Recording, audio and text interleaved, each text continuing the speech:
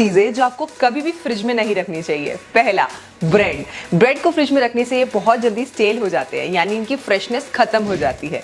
Number 2, tomatoes को fridge में रखने से इनका टेस्ट और टेक्सचर दोनों ही खराब हो जाते हैं। नंबर 3, हनी, शहद को फ्रिज में रखने से ये बहुत जल्दी सेमी सॉलिड हो जाता है, यानी कि जम जाता है और आपको यूज करने में प्रॉब्लम होती है। नंबर 4, मेलन्स को अगर बाहर रखोगे तो इनमें प्रेजेंट जो एंटीऑक्सीडेंट्स है वो इंटैक्ट रहेंगे, बट अगर फ्रिज में रखोगे तो इसका कलर, टेस्ट और टेक्सचर सब खराब हो जाएगा। नंबर 5, पोटैटोज, आलू में होता है ढेर सारा स्टार्च जो कि कोल्ड टेम्परेचर पर शुगर में कन्वर्ट हो जाता है, यानी कि आपके आलू मीठे हो जाएंगे।